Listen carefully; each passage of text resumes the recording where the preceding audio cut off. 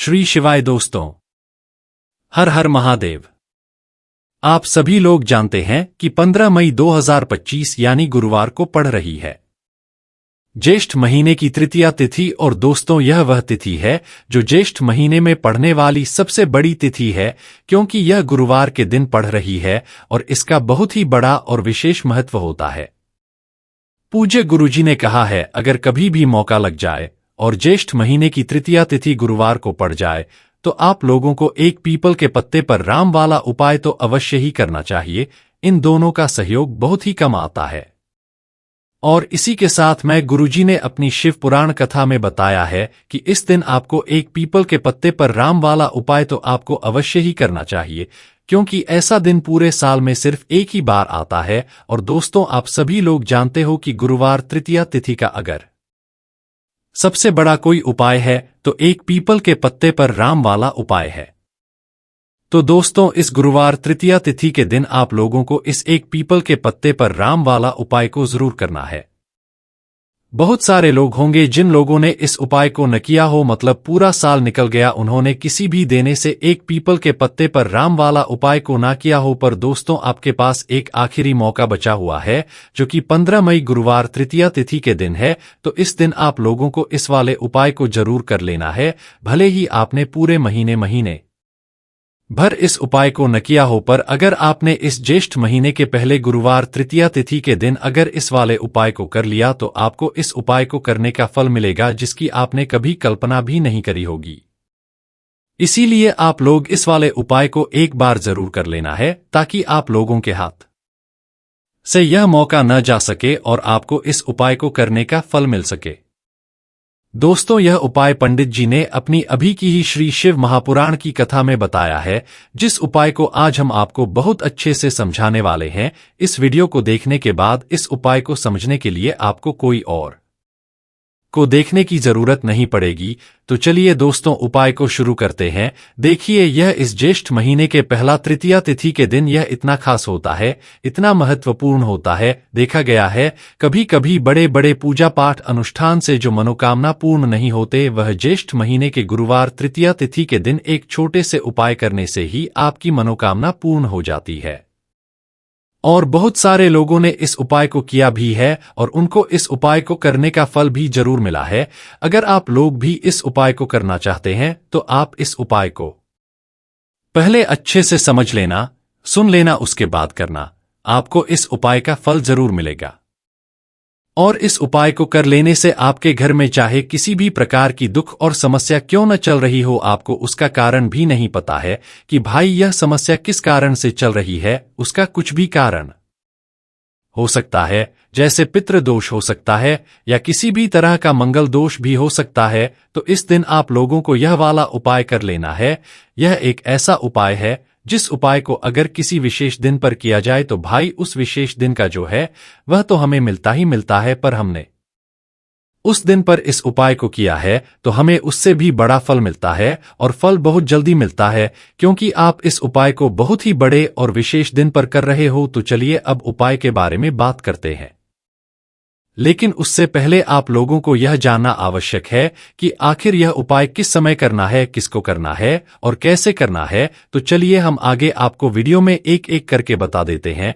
लेकिन उससे पहले अगर आप लोग हमारे चैनल पर पहली बार आए हैं या फिर मेरी आवाज आज पहली बार सुन रहे हैं तो हमारे चैनल को सब्सक्राइब जरूर कर लेना और इस वीडियो को लाइक करके कमेंट बॉक्स में श्री शिवाय नमः तो हम ओम नमः जरूर टाइप कर देना। तो दोस्तों, इस एक पीपल के पत्ते पर राम वाला उपाय को हमें इस गुरुवार तृतीया तिथि के दिन कैसे करना है, किसको करना है, किस समय करना है और कहां पर करना है, यह सारे सवालों के जवाब आपको इस वीडियो में मिल जाएंगे। और जो यह वीडियो देखेगा भाई, उसको एक पीपल के पत्ते पर राम वाला उपाय जरूर करना चाहिए, क्योंकि इस दिन हल्दी का भी बहुत ही बड़ा और विशेष महत्व होता है। और जब बात आ जाए एक पीपल के पत्ते पर राम वाला उपाय की, तो यह सोने पर सुहागा वाली बात हो जाती है और यह एक बहुत ही बड़ा उपाय हो जाता है इस गुरुवार तृतीया तिथि का। तो आप दोस्तों, इस एक पीपल के पत्ते पर राम वाला उपाय को आखिर करना किसको को है, सबसे पहले हम लोग वह बात जान लेते हैं। तो देखो, घर की जो बड़ी माँ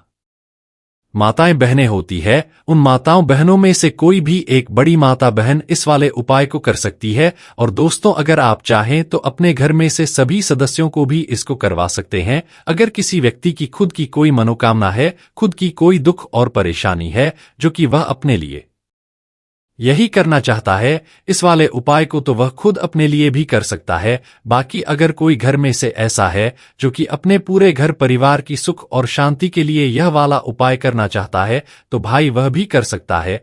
उसमें भी कोई दिक्कत वाली बात नहीं है। कहने का मतलब यह है कि इस उपाय को हर एक सदस्य भी कर सकता है और पूरे घर परिवार के सदस्य के लिए घर की बड़ी माताओं बहनों में से कोई एक माता बहन भी कर सकती है। माताएं बहनें अगर घर में उपस्थित न हो या वह यह वाला उपाय न कर पा रही हो, तो फिर घर का कोई बड़ा सदस्य भी इस एक पीपल के पट्टे पर राम वाला उपाय को कर सकता है, चाहे फिर वह पुरुष ही क्यों ना हो। उसमें कोई भी दिक्कत वाली बात नहीं है। दोस्तों, जो अगला प्रश्न निकल कर आता है वह यह आता है इस उपाय को लेकर कि आखिर इस उपाय को हमें के समय करना है, सुबह के समय करना है कि शाम के समय करना है। तो देखो, इस वाले उपाय को आप लोग सुबह सुबह के समय भी कर सकते हो और शाम के समय प्रदोष काल में भी कर सकते हो। अब अगर आप पूछो कि भाई सबसे उत्तम समय कौन सा रहेगा इस एक पीपल के पत्ते पर राम वाला उपाय को करने का, तो हम आपसे बस यही कहेंगे कि इस उपाय को आप सुबह के समय करेंगे तो ज्यादा बेहतर होगा। बाकी अगर प्रदोष काल शाम के समय भी करेंगे तो भी अच्छा होगा, उसमें कोई भी दिक्कत वाली बात नहीं है। तो आप दोस्तों, जो अगली सबसे बड़ी और महत्वपूर्ण बात आती है वह यह आती है कि सुबह अगर हम उपाय को करेंगे तो हमें कितने बजे से लेकर कितने बजे तक के बीच में करना है, और शाम के समय प्रदोष काल में करेंगे तो हमें कितने बजे से लेकर कितने बजे के बीच में करना है। तो देखो, सुबह जितनी जल्दी हो सके आप उपाय को करने की कोशिश करना। बाकी अगर किसी कारणवश लेट भी हो जाओ, थोड़ी देर भी हो जाए, तो 10 या 11 बजे तक भी आप उपाय कर लेना, पर 12 बजे से ज्यादा देरी न हो, ठीक है? इस बात का ध्यान रखना। उसके बाद में दोस्तों, अगर शाम के समय प्रदोष काल की बात करें, प्रदोष काल का जो समय है होता है वह शाम के 6 बजे से शुरू हो जाता है। मतलब शाम के 6 बजे से लेकर 7 बजे के बीच का जो समय होता है, यह समय प्रदोष काल का समय होता है। तो आप इस उपाय को 7 या 8 बजे के बीच में भी कर सकते हो। मतलब शाम के 6 बजे से रात 8 बजे के बीच में आप कभी भी इस वाले उपाय को कर सकते हो। उसमें कोई भी दिक्कत वाली बात नहीं है, क्योंकि 15 मई 2025 आज ज्येष्ठ महीने का पहला गुरुवार तृतीया तिथि का दिन है। यह दिन बहुत ही कम आता है पूरे साल भर में, इसलिए जब आपको मौका मिल जाए, जब आप इस उपाय को जरूर कर लेना। कोई भी उपाय हो आप कभी भी कर सकते हो गुरुवार तृतीया तिथि के दिन। बस कोशिश करना के समय के थोड़ा मतलब अंतर्गत ही कर लो, पर किसी कारणवश अगर न कर पाओ तो फिर आप देरी से भी कर सकते हो, आपको उपाय का फल जरूर मिलेगा। चलिए सबसे पहले बात कर लेते हैं सबसे पहले उपाय की, जो कि आपको गुरुवार तृतीया तिथि दिन अपने घर पर जरूर करना है। इस उपाय को करने से आप जो भी पूजा पाठ करेंगे, जो भी उपाय करेंगे, जो भी आप भगवान से मांगेंगे, आपको वह मिलेगा और आपकी पूजा सफल होगी, आपके उपाय सफल होंगे। तो आपको करना क्या है, तो देखिए, आज की वीडियो विशेषकर उन लोगों के लिए ही है जो अपने जीवन में शत्रुओं से और दुश्मन से बहुत ज्यादा परेशान हो चुके हैं। देखिए, जगत जननी मां जगदम्बा का हम गुरुवार में पूजन करते हैं और उन से जुड़े हुए उपाय करते हैं। साथ ही साथ आपको बता दें कि गुरुवार में संकट मोचन हनुमान जी का पूजन करने से और उनसे जुड़े हुए कुछ उपाय करने से जीवन के बड़े से बड़े कष्ट भी क्षण भर में दूर हो जाते हैं। तब बहुत कम समय में आपके शत्रु और आपके विरोधी आपके जीवन से दूर हो जाएंगे। आपके दुश्मन लाख कोशिश करने के बाद भी आपका बाल भी बाका नहीं कर पाएंगे, अगर आप गुरुवार में इस छोटे से उपाय को कर लेते हैं। अब देखिए, आज का जो समय है यह कलयुग का समय है, और कलयुग के एकमात्र देवता जो अपने भक्तों के जीवन से सारे कष्टों को दूर कर देते हैं वह स्वयं है संकट मोचन हनुमान जी। और संकट मोचन हनुमान जी का पूजन अगर आप गुरुवार में करते हैं तो ऐसा समझ ये आपके जो शत्रु हैं, आपके जो विरोधी, आपके जो दुश्मन है, यह किसी भी तरह से आपको परेशान करने का प्रयास कर लें, आपका बाल भी बाका नहीं कर पाएंगे। दूसरी चीज, अगर आपके शत्रु ने आपके ऊपर कोई भी तंत्र मंत्र करवा रखा है, कोई भी जादू टोना, कोई भी ब्लैक मैजिक आपके ऊपर करवा दिया है, या करवाने का प्रयास कर रहे हैं, ऐसा समझ लीजिए वह किया कराया आप तक पहुंचेगा ही नहीं, और अगर आप तक पहुंच गया है, कोई भी ब्लैक मैजिक तुरंत हट जाएगा जब आप इस छोटे से उपाय को गुरुवार में करेंगे। देखिए, उपाय छोटा है लेकिन बहुत महान दिव्य चमत्कारी है। मतलब उपाय को करने में न तो आपका ज्यादा समय जाएगा, न ही इसमें आपके ज्यादा पैसे लगने वाले हैं, और ऐसा समझ लीजिए कि एक बार ही अगर आपने इस उपाय को तृतीया तिथि में कर लिया तो इसका महान दिव्य चमत्कार आप खुद देख लेंगे। तो गुरुवार तृतीया तिथि के दिन होते हैं, यह बहुत ही सिद्ध दिन होते हैं। मतलब तृतीया तिथि के दिनों में नौ माता रानी हमारे घरों में आती है, अपने भक्तों के जीवन से कष्टों को दूर करती है। साथ ही साथ आपको बता दें कि गुरुवार के टाइम पर जब भी आप संकट मोचन हनुमान जी के उपाय करते हैं तो मां दुर्गा की आपको असीम और विशेष कृपा मिलती है। मां दुर्गा आपसे बहुत जल्दी प्रसन्न होती हैं और आपके सारे संकटों को वह दूर कर देती है। तो पीपल के पत्ते में और बल्कि के पेड़ में होता है देवी देवताओं का वास। पीपल के पेड़ में श्री हरि विष्णु साक्षात मां लक्ष्मी वास करती है। पीपल के देव में हमारे पितरों का वास होता है। पीपल का पेड़ होता है, इसका पूजन करने से शनिदेव की कृपा, उनका आशीर्वाद मिलता है। और पीपल का पत्ता था जो है, इसका उपाय गुरुवार तृतीया तिथि में करने से व्यक्ति के जीवन से बड़े संकट और कष्ट दूर हो जाते हैं, जिसमें के शत्रु और आपके दुश्मन जो है यह पूरी तरह परास्त हो जाएंगे, चारों खाने चित्त हो जाएंगे और कभी भी आपका कुछ नहीं बिगाड़ पाएंगे। अगर यह उपाय आप करते हैं तो देखिए, ये उपाय स्त्रियां भी कर सकती है, पुरुष भी कर सकते हैं। किसी भी दिन आप इस उपाय को कर सकते हैं, ठीक है ना। इसमें दिन आपको नहीं देखना है कि किस दिन करें, जिस दिन आप चाहे उस दिन इस उपाय को आप कर सकते हैं। तो गुरुवार के दिन आपको पीपल का पत्ता तोड़ना नहीं है, उससे एक दिन पहले ही तोड़कर आप पीपल का पत्ता ले आया या गिरा हुआ जो पत्ता होता है पीपल का, वह आप ले लें, ठीक है ना। बस इस चीज का आपको ध्यान रखना है कि गुरुवार के दिन पीपल के पेड़ से कोई भी पत्ता हम नहीं तोड़ते हैं। इस चीज का आपको विशेष ध्यान रखना है। तो आपको लेना है पीपल का एक पत्ता और शुद्ध जल से उसे साफ कर लेंगे पहले, जिससे कि धूल मिट्टी अगर पीपल के पत्ते पर हो तो वह फट जाए। फिर गंगा जल का थोड़ा सा छिड़काव यानी थोड़ी सी छींटे आपको इस पीपल के पत्ते पर मानी है, और इस पीपल के पत्ते को फिर कपड़े से पहुंचकर आपको साफ कर लेना है, बिल्कुल सुखा लेना है। अब आपको लेना है थोड़ा सा सिंदूर, जो केसरिया वाला सिंदूर आता है, जो हम संकट मोचन है हनुमान जी को चढ़ाते हैं, वह केसरिया सिंदूर आपको लेना है। थोड़ा सा जल डालकर इसे गीला कर लेंगे और इसी सिंदूर से इस पीपल के पत्ते पर आपको भगवान राम का नाम लिखना है। अब किससे लिखेंगे? माचिस की तीली ले सकते हैं, उससे लिख सकते हैं। किसी भी तरह से आपको भगवान राम का नाम इस पीपल के पत्ते पर लिखना है। लिख लिया। एक आपको चमेली के तेल का या सरसों के तेल का दीपक तैयार करना है, और एक कोई भी आपको लेनी है मिठाई में यहां पर आप बूंदी का प्रसाद ले सकते हैं, बेसन का लड्डू ले सकते हैं, और अगर आप इमरती ले लेते हैं तो यह और भी उत्तम है। देखिए, वृद्धि का जो भोग होता है यह संकट मोचन हनुमान जी को बहुत ज्यादा प्रिय है। अब ये सारी चीजें लेकर आपको जाना है संकट मोचन हनुमान जी के मंदिर में। तो देखिए, सबसे पहले आपको संकट मोचन हनुमान जी के सामने यह दीप प्रज्वलित करना है जो आप लेकर के गए हैं। चाहे आपने चमेली के तेल का दीपक तैयार रहा है या सरसों के तेल का, सबसे पहले दीपक आप जला देंगे, और दीप जलाने के बाद आपको जो पीपल का पत्ता आप लेकर के गए थे वह पत्ता आपको संकट मोचन हनुमान जी को अर्पित करना है, वहां चढ़ाना है।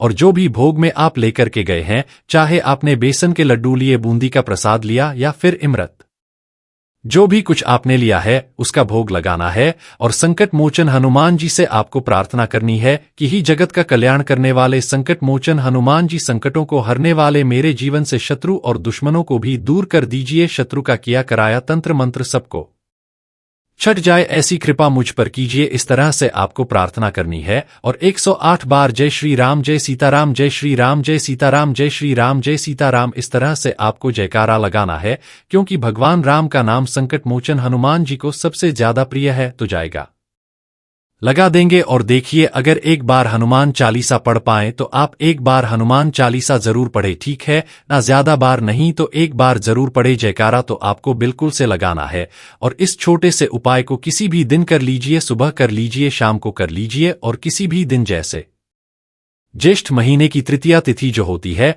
ना, यह बहुत बड़ी होती है। आप उस दिन भी इस उपाय को कर सकते हैं, जरूर से करें। शत्रुओं और दुश्मन आपके जो विरोधी है, यह पूरी तरह चारों खाने चित हो जाएंगे और आपका बाल भी बाका नहीं कर पाए। तो देखिए, इस उपाय को आप 9 दिन भी कर सकते हैं, 2-3 बार भी कर सकते हैं। अगर आप ज्यादा बार नहीं कर पा रहे हैं तो एक बार आपको इस उपाय को जरूर से करना चाहे तो देखिए, इस उपाय को करने से जो आपके सामने से शत्रु है वह भी परास्त हो जाएंगे। जो पीठ पीछे वार करते हैं, पीठ पीछे तंत्र मंत्र करवाते हैं, वह शत्रु भी चारों खाने चित्त हो जाएंगे। बस छोटा सा उपाय है, जरूर करें। तो देखिए, आप बात कर लेते हैं अपने एक बहुत छोटे से उपाय की, जिसे गुरुवार में करने से आपकी हर मनोकामना पूरी हो जाती है। यह उपाय आप अपने घर पर ही कर सकते हैं, कहीं जाने की आवश्यकता नहीं है। कोई भी ऐसी वेश जो बहुत लंबे समय से अधूरी है, पूरी नहीं हो रही है, या धन को लेकर आप बहुत परेशान हैं, या घर में संकटग्रस्त बहुत आते हैं, बीमारियां बहुत आती है, तो एक लाल पुष्प जैसे कि गुलाब का फूल भी लाल होता है, आप जरूर से अपने घर के मंदिर में मां दुर्गा को अर्पित करें और एक देसी घी का दीपक लाल ही का जलाकर मां का पूजन करें। गुरुवार तृतीया तिथि में अगर लाल रंग से जुड़ा हुआ यह उपाय आप करते हैं, आपकी सारे मनोरथ, सारी मनोकामनाएं मां पूरा कर देंगे, क्योंकि लाल रंग मां दुर्गा को बहुत प्रिय है। लाल पुष्प और लाल रंग की बात ही का दीपक आपकी बड़ी से बड़ी मनोकामना को भी पूरा कर देगा, बोध हुआ। और तृतीया तिथि में यह उपाय आप किसी भी दिन कर सकते हैं। दूसरे उपाय की हल्दी वाला जल आपको अपने घर में किस जगह पर डालना है और उपाय को कैसे करना है और कैसे यह हल्दी वाला जलते ज्येष्ठ महीने का बोध हुआ दोष व्रत के दिन जब आप अपने घर में डालते हैं, चीत है उपाय को करते हैं, तो सीधे सीधे मां लक्ष्मी आपसे प्रसन्न होकर आपके घर में आती है और श्री हरि विष्णु के साथ आती है। स्थिर लक्ष्मी का आपके घर में वास होता है। कहने का मतलब है कि फिर कभी भी मां लक्ष्मी आपके घर को छोड़कर नहीं जाती है। जो लोग कहते हैं कि हमारे घर में धन तो आता है लेकिन चला जाता है, लेकिन फिजूल खर्ची बहुत है, धन तो घर में आता है लेकिन तिजोरी कभी धन से भरी नहीं रहती है, खाली हो जाती है। तो 90% लोग ऐसे होते हैं जिनके जीवन में यह समस्या होती है कि हमारे घर में स्थिर लक्ष्मी का वास नहीं है। देखिए, हम सभी चाहते हैं ना कि मां लक्ष्मी और श्री हरि विष्णु हमेशा हमारे घर में रहे, उनका आशीर्वाद बना रहे, हम हमारे जीवन के जितने भी दुख है उनका सामना जो है बहुत आसानी से कर सके। देखिए, जब व्यक्ति के पास पैसा नहीं होता है न, तो वह बहुत सारे कष्ट दुख उसके जीवन में जब आते हैं उनका सामना भी नहीं कर पाता है, और जब उसका आर्थिक पक्ष मजबूत होता है तो बहुत सारी समस्याएं उसे अपने जीवन में जो आती हैं वह छोटी लगती है। लेकिन अगर पैसा भी पास नहीं है तो छोटी छोटी प्रॉब्लम्स और छोटी छोटी चीजें जो हमारे जीवन में आती है वह भी बहुत बड़ी लगने लगती है। तो आपको करना क्या है, आपको यहां पर लेना है गंगाजल। तो देखिए, सबसे पहले तो आपको अपने पूरे घर में गंगाजल का छिलका लगाना है, ठीक है ना। गंगाजल आपके घर से जितनी भी नेगेटिव एनर्जी होती है उसे बाहर कर देता है, ठीक है ना। गंगाजल का छिड़काव जब आप करते हैं, उसके बाद कोई पूजा पाठ करते हैं, कोई उपाय करते हैं, वह पूरी तरह से सफल होता है, क्योंकि आपके घर में पॉजिटिव एनर्जी, सकारात्मक ऊर्जा आ जाती है, ठीक है ना। तो इतना करने के बाद आपको क्या करना है, एक लोटे के अंदर या एक कटोरी किसी भी चीज के अंदर आपको अपने घर का शुद्ध जल लेना है। ले लिया, उसके बाद पिसी हुई हल्दी उसके अंदर मिलानी है, मिला दी। जब हल्दी आपको मिलानी है, ठीक है ना, उस समय आपको श्री हरि विष्णु का ध्यान करना है। श्री हरि विष्णु से प्रार्थना है कि मेरे घर में धन बढ़े और कभी भी मेरे घर की सुख समृद्धि है उसमें कमी न आए, ठीक है ना। जब आप जल मिला लेंगे उसके बाद आपको तुलसी का एक पत्ता लेना है। तुलसी का पत्ता पहले ही तोड़ने, गुरुवार तृतीया तिथि के दिन भूलकर भी आपको नहीं तोड़ना है, तो वाले दिन नहीं तोड़ेंगे, उससे पहले ही तुलसी का पत्ता तोड़ कर रख लें। अगर आपके घर में तुलसी का पौधा इस टाइम सूख गया है, नहीं है, तो जहां पर भी आपको तुलसी का कोई पत्ता मिल जाए, एक पत्ता आप ले आए, उस तुलसी के पत्ते से आपको अपने पूरे घर में उस हल्दी वाले जल का छींटा लगाना है। सबसे पहले घर के मंदिर में लगाएंगे, ठीक है ना, फिर जितने भी रूम है, कमरे हैं, वहां पर लगाएंगे, घर के मुख्य द्वार पर लगाएंगे। इस तरह से जब आप उपाय करते हैं तो आपके घर में कभी भी धन की कमी नहीं होती है, धन में वृद्धि होती चली जाती है और धन आपका हमेशा बढ़ता है। देखिए, अगर तुलसी का पत्ता आपको नहीं मिलता है तब आप किसी भी छोटी सी पूजा वगैरह की जो चम्मच होती है उससे भी छींटा लगा सकते हैं। तो देखिए, जब भी आप अपने घर में गुरुवार तृतीया तिथि के दिन हल्दी के पानी का छींटा लगाते हैं तो इससे श्री हरि विष्णु मां लक्ष्मी के साथ आपके घर में आते हैं और स्थिर रूप से आते हैं। मतलब कभी भी आपके घर को वह छोड़कर नहीं जाते हैं। तो देखिए, हल्दी जो है यह जुड़ी है श्री हरि विष्णु से, आपकी कुंडली में गुरु को मजबूत करती है, आपके जीवन में सुख और सौभाग्य को खींच कर लाती है, धन को खींच कर लाती है, मां लक्ष्मी को प्रसन्न करती है। तो दोस्तों, यह थे पूज्य गुरुजी द्वारा बताए गए कुछ बहुत ही खास उपाय। अगर आपको जानकारी अच्छी लगी हो तो वीडियो लाइक करिएगा।